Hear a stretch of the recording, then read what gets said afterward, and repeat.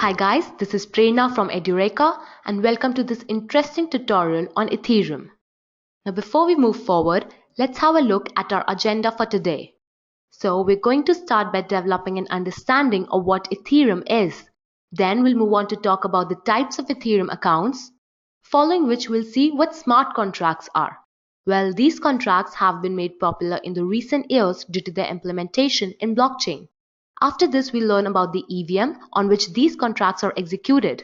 Then I'll also tell you how to practically deploy smart contracts on the Ethereum blockchain under a test environment. And towards the end of this session, we'll talk about the real-life use cases of the Ethereum blockchain. These are the decentralized applications and the decentralized organizations.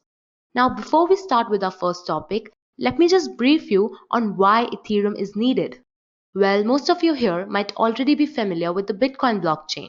Bitcoin is the original blockchain entity for providing a decentralized system to facilitate peer-to-peer exchange of values. Ethereum, on the other hand, came up from the idea that blockchain could be used for a number of purposes beyond the bookkeeping of financial transactions. So we can also say that Ethereum maximizes the usage of potential blockchain applications. Now coming back to our original topic, that is, what exactly is Ethereum? So guys, Ethereum is an open source distributed platform that allows decentralized apps to be built on it with the help of smart contract functionality. It was developed by Vitalik Buterin as an extension to the original core blockchain concept. Let me give you an analogy. Think of the Ethereum network as a collection of decentralized and distributed vending machines.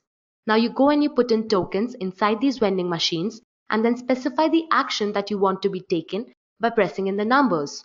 Now whenever each number is pressed, a certain code gets executed inside the machine. These are the smart contracts. And then a service is provided to the concerned user on the network. Now the tokens that you had put inside the machine were actually ethers. Ethers are the cryptocurrency token of the Ethereum network and they are used to pay for the transaction fees. There's also another parameter called gas, about which we'll talk later, that is used to pay for the computational services on the Ethereum network.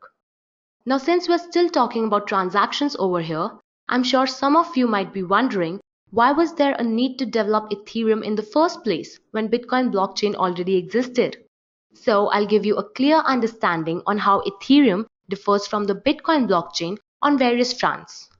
Now firstly, both these blockchains are conceptually different from each other. While Bitcoin's core idea was to bring a decentralized digital money that is not governed by anyone, Ethereum, although a derivative, extends beyond the realm of cryptocurrencies.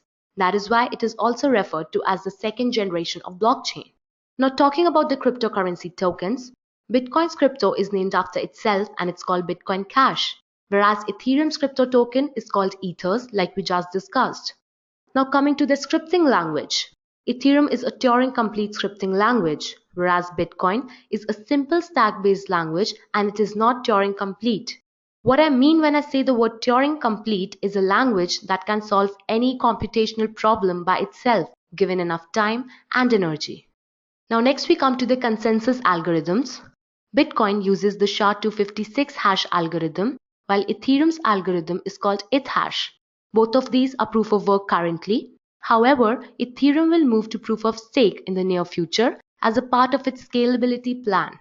Now, proof of stake is still an algorithm with the same purpose as proof of work, but unlike it, where the miners are rewarded for solving the mathematical problem with the goal of validating transactions and then creating a new block, with proof of stake, the creator of the block is chosen depending on its wealth or stake. So more the number of tokens you own, more would be your mining power. Now even the coin release method of both the blockchains were different. While Bitcoin came through the mining of the Genesis block, so the first miner earned some Bitcoins as a reward, Ethereum's coins were released through initial coin offerings to raise funds for the new cryptocurrency. The average block creation time of both the blockchains vary, where it takes around 10 minutes for each new block to be created on a Bitcoin blockchain. In the Ethereum blockchain, a new block is formed in every 15 seconds. This is quite faster. Now, since we're talking about Ethereum, we have to discuss about the types of Ethereum accounts. As we can see here, there are two types of Ethereum accounts. The externally owned accounts that are owned by people or organizations, and the contract accounts, which are autonomous in nature. Now, these externally owned accounts are controlled by private keys, which are owned by individuals. But on the other hand, the contract accounts have associated contract codes, and these are triggered by the transactions or the messages received by other contracts or other externally owned accounts.